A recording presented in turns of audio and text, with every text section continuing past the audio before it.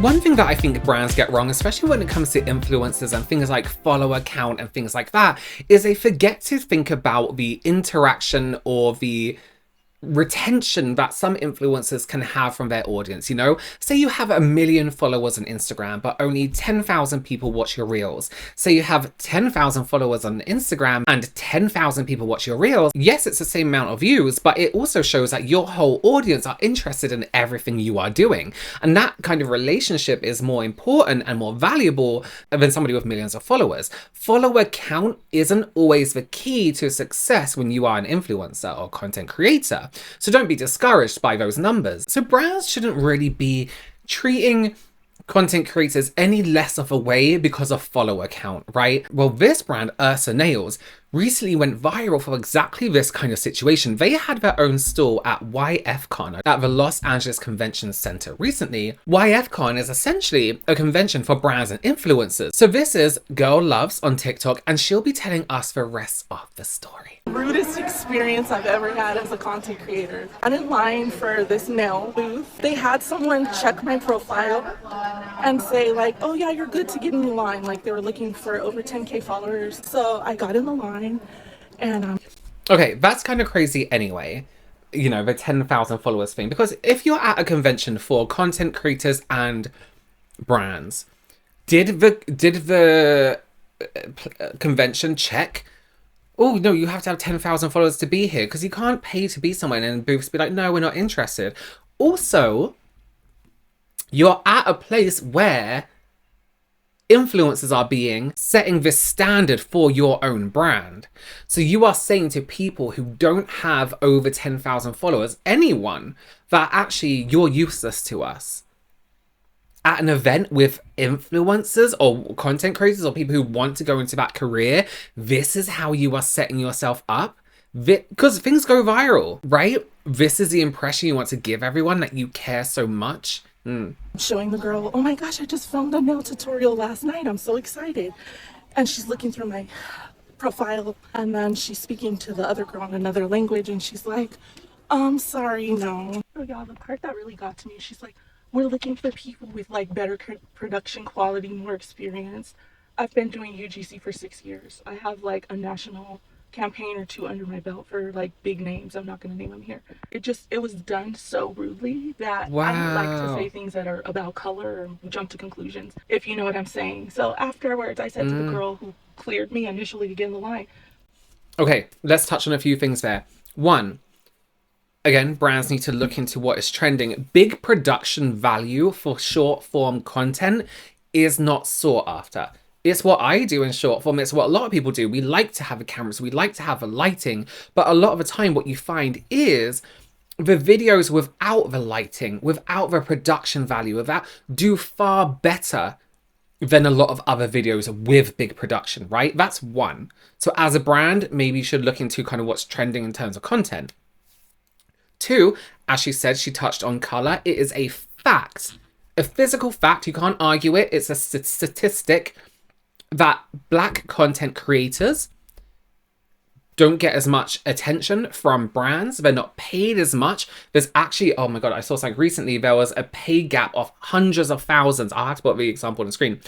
Oh, did I save it? If I can find it. It is a fact that Black content creators are treated completely differently, badly in comparison to anybody else in the influencer industry.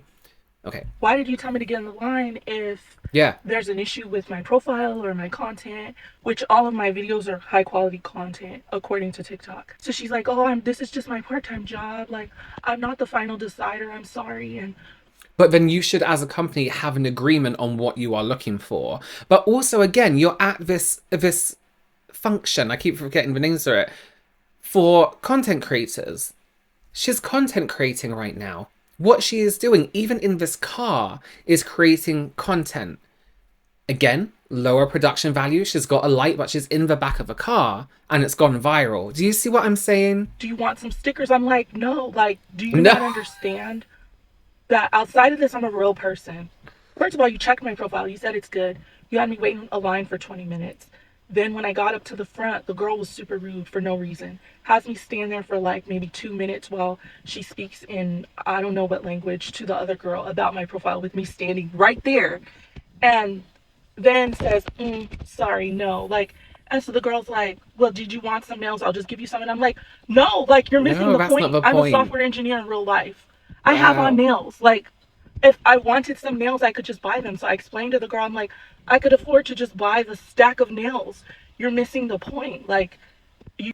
But the point isn't I want the free stuff. It isn't oh, I wanted free nails. I wanted free press on nails. No, she's very successful in what she does in the outside of a social media space. She could buy your nails if she wanted to. But what you're missing is you've you've let this person in and said their quality isn't good enough after saying yeah it's fine, but also you are telling her her quality isn't good enough when she's a UGC. I'm gonna look at her stuff after this You've again. treated me rudely. I don't want any of your products now. I was excited Of because course, your ever. nails are pretty. But do you get what I'm saying? She's like, yeah, like, but do you want some stickers? I'm like, girl, no. No. So just be careful who you support with your money. I am, of Mm, course, going to tag the brand because it's 2026 yeah. and there's no room for that in 2026. And I'm going to head home. I love you guys. Bye. Yeah, hold the brands accountable. You can't be like, oh, we hate you. We hate your stuff. We hate what you're doing. But would you like some free stickers? No. Crazy. That's crazy. Now, she wasn't the only person to have gotten this treatment. It's heaven. Let's have a look what they had to say. Hi guys, my name is Heaven. I just wanted to give my story time on. Sorry, she's just responding to a comment that says, I think she's responding to her own comment on the first video. She says, oh my god, the same thing happened to me. They told me I needed 15,000 on Instagram. I have 22,000. And then she looked me up and down and said, now it's 50,000. Sorry, the whole team was just awful. Ezra Nails. That's terrible. At YFCON. So here is my 2-day pass. Only because there's people who said I was lying and I don't know if they were kidding or not. But yeah, here's my 2 passes. I went with the brand, so I have this one, and then I also have the 2-day pass. So let's get started. Okay, so it's the 14th, and on my downtime, I did go to Ezra Nails. I had asked the person who was running the line, I said, hey, I don't really have much of a following on TikTok, but I have a little bit on my Instagram. And I was, You have 22,000 isn't a little bit. Instagram is a difficult platform to grow on. Yes, there's a lot of people with, it's not as easy as TikTok. It's not as easy as, other things. I'm not saying any platform is easy, but Instagram is harder. Come on, give yourself some asking her credit. what the qualifications were. She had told me, well, on TikTok, it's 10,000, and on Instagram, because they do work with Instagram creators, it's 15,000. I said, perfect. I have 22,000. She says, mind you, the vibes were already kind of off. It already was kind of off. Like the whole, like them ignoring people that's very accurate. So she was like, wow, I need to see your page. Like she made me feel like I was lying. So I showed her my Instagram and she's looking through it and she goes, oh, like you do fashion. And I was like, yeah, I do fashion. My TikTok, I do beauty content. And she Great. Fashion, nails, beauty, nails. also Perfect. looked at my TikTok. And so she calls somebody else over. Mind you, I'm like, oh, okay, like maybe this one's going to be a little nicer. No. I was wrong. So the next lady comes over, she looks at her and she's like, yeah, we need people who basically just post nails. And I was like, oh, well, obviously I don't just post nails, but there's a few pictures of me with my nails, I guess, like showing off my nails. And you can, I don't know why I screamed then, sorry. And you can just post a picture of nails. I'm so confused. People have paid to be at this convention and these brands are like, oh, here are the rules to get, so it's, okay, whatever. she said, well, actually, we're just looking for people who have higher quality videos of their nails. So I said, oh, okay, because the other girl told me I just had to basically be in the beauty world and have over 15,000. What's the qualifications? Anyway, I say, okay, that's fine. I understand. I wish you guys have that posted somewhere because this line is hella long. But whatever. I go back to my booth and that was that. Mind you, later that day, their whole group comes to our booth and says, what can we get? How do we do this? We feel no type of way. We let them go. They get their full-size products, get what they wanted. Everything was fine. She's a lot less pettier than I am, because I would have been like, you need 50,000 followers. And if you don't have these people judging you, do they have themselves as individuals have 50,000? Do they know how difficult it is to get to 20,000, 15,000? And then the next day comes. So it's now the 15th, and there is another beautiful content creator I am working the booth with. She goes and she goes to Ezra's Nails booth. Mind you, she has her own experience with them. That's not my story to tell, but she has her own experience with them. And I see her there. I go with her, and there was a different lady in the front. So I asked her, I said, hey, I just have a question. There was like this incident that happened yesterday. I just want to get some clarification. What are the qualifications for Instagram? Yeah. She tells me 15,000 followers. Okay. I said, okay, so this happened. I don't understand why. Again, let me see your page. I showed her my page, and she like looks me up and down. Stankiest look. Stankiest. Like, I don't know if it's because I did meet the qualification and she just didn't like it, but she just gave me, like, she was not holding back. She goes, yeah, now it's 50. Oh my gosh, I was so embarrassed. I was sad. I couldn't believe that, this brand has people like this representing them. And who the fuck do they think they are? You're working a convention booth. Not that that's a bad thing, but you are on the same level as all these other people. Relax. It was just craziness. And so yeah, I just kind of left a little defeated, and there's really nothing I can do about it. But yeah, they were very unprofessional, very rude. Sounds it. And they were kind of just discarding people like they were nothing, really. And for me, I think if a brand wants to get out there, sometimes the micro-influencers, their videos blow up too. 100%. And like I said in the beginning of this video, that is a thing a lot of brands are missing. Do not sleep on the micro, I'm doing quotes, micro, nano, whatever they call it now, influencers.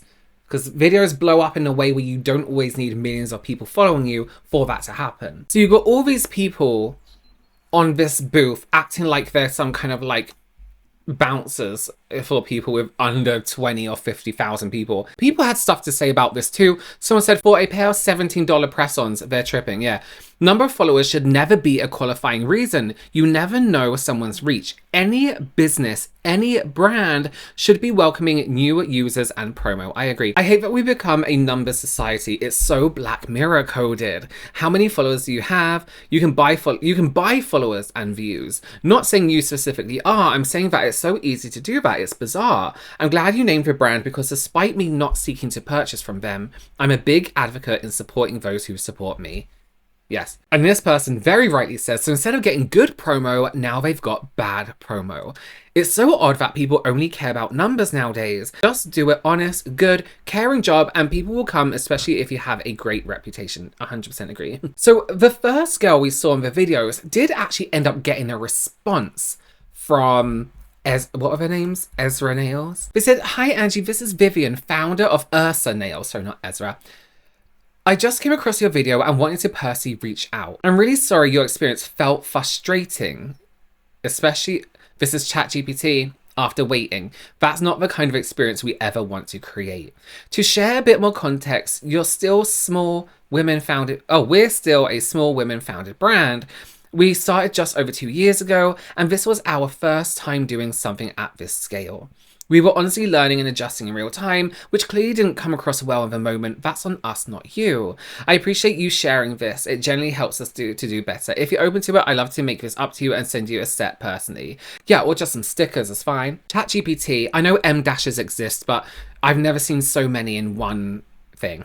This annoys me. I'm really sorry your experience felt frustrating. No, it was frustrating. It was rude and it was frustrating. She doesn't really comment on how terrible the staff were on this booth and how awful in general the brand has come across. There's no update for our second girl, but the brand didn't make any kind of public apology for the way they acted towards people, but they did put out a vague sort of apology adjacent video. Boost blew up at YFCON last week, but I'm not completely happy about it. Hi, I'm Vivian, founder of YFCON. Last week, we attended our first ever conference as a brand, and honestly, it should have been a moment of celebration for us. We met so many amazing creators, and seeing people get excited about our nails, especially knowing that they're handmade, meant everything to me. But at the same time, the experience is nothing like what I imagined. I thought I'd be able to talk to people one-on-one, build real connections, but the reality was it just got overwhelming very fast. We're still a very small team, and it was our first time doing something at this scale.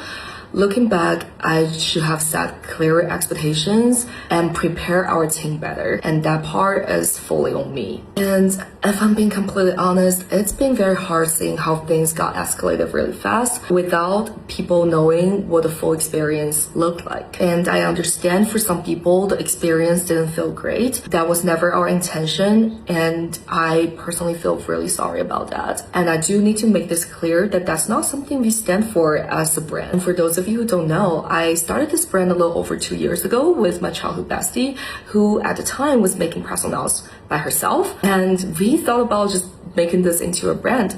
And the ability to do cultural storytelling through our nails was actually the things that excite me the most. So ever since the start, I wanted to build something that's inclusive and respectful to everyone. Our goal of attending the event was never about just giving out products. It was about building something meaningful and long-term with creators. And knowing that I probably have missed a lot of amazing people who I would genuinely love connecting with because the team was not prepared for people at that scale really breaks my heart. It's just this whole experience has been a learning moment for us as a brand. I'm going to start sharing more of what it actually looks like building a brand as a female founder, because it's not always as glamorous as it looks on the outside. So please let me know what you'd like to see in the comments. Our boost, an apology, or a because this isn't an apology, but a an acknowledgement of the bad things that happened is not a chance for you, or shouldn't be the opportunity for you to advertise your brand.